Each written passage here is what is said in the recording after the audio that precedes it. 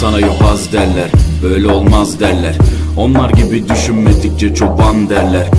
Biz Müslümanız, düşüncemiz hüsnü zandır. Bak istediğin güçle saldır, biz Rabbe müptelayız. İşimde Allah, dilimde Allah, zikrimde Allah, fikrimde Allah, aklımda Allah, aşkımda Allah, aslımda Allah, kanımda Allah. Hasbi Rabbi Cellallah, ma fi kalbi gayrullah, Nur Muhammed sallallahu